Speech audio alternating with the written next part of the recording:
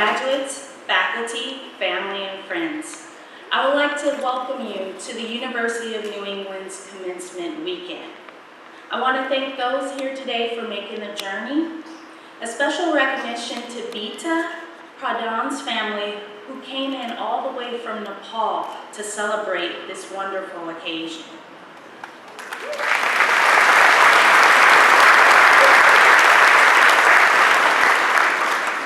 I also would like for us to remember and acknowledge those who could not attend, but who have made the journey to graduate. This is a weekend celebrating many remarkable academic pursuits. We have here over 500 graduates with a wide range of degrees: doctorate in education, master in science education, master of science in medical education leadership, master of public health, and certificates of advanced graduate study. Congratulations.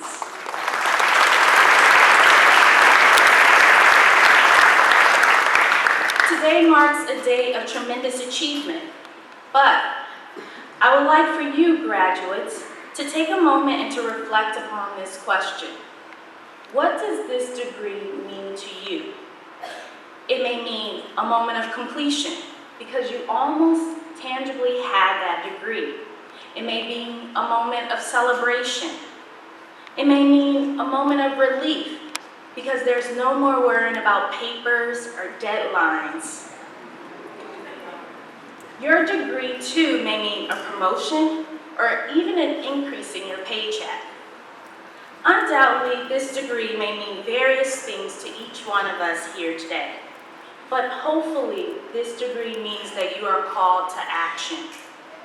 I'm going to share a few personal anecdotes with you, and hopefully I will push you to consider your next call to action. I was born in a community where teenage pregnancy was rampant, gang violence was prevalent, and graduating high school was the goal. My mother died when I was 2 years old, and my father was incarcerated serving a 30-year prison sentence.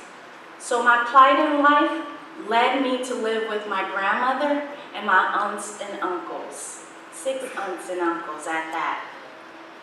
They all knew that obtaining a higher education would be my saving grace.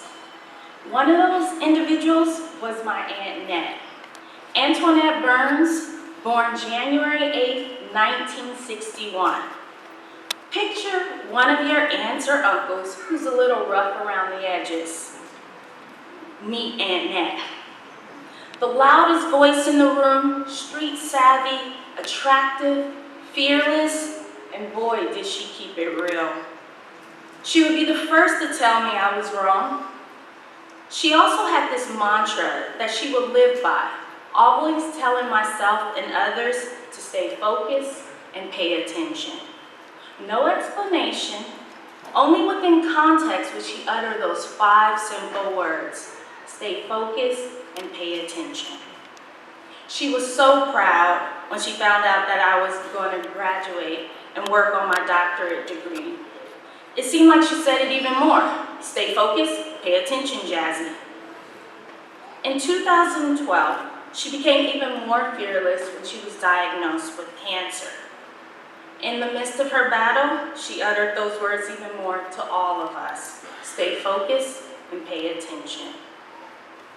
Unfortunately, in my second year of my doctoral program, on August 10, 2015, she lost her battle with cancer.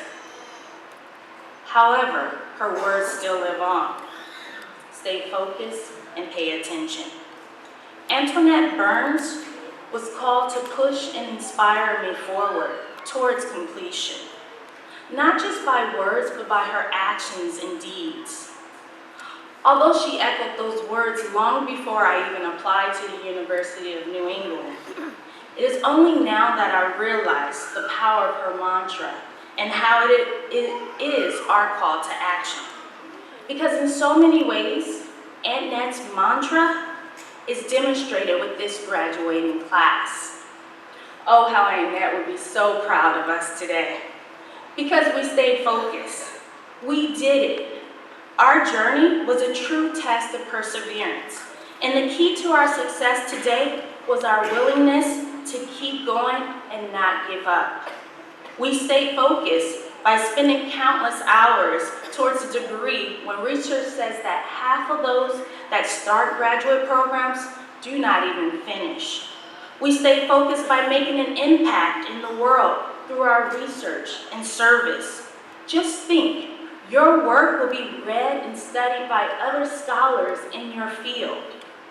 We remain focused on how we represent our nationalities and where we live and come from. Today, our graduates represent the United States, Canada, South Africa, Colombia, Denmark, Ecuador, Singapore, Guam, the Ivory Coast, France, Puerto Rico, and China, to name a few.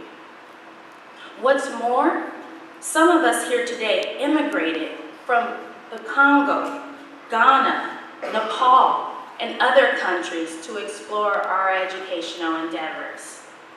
We stayed focused because we said no and sometimes gave up the things at that moment that would have given us great pleasure, like having a leisurely weekend or spending time with our closest family and friends.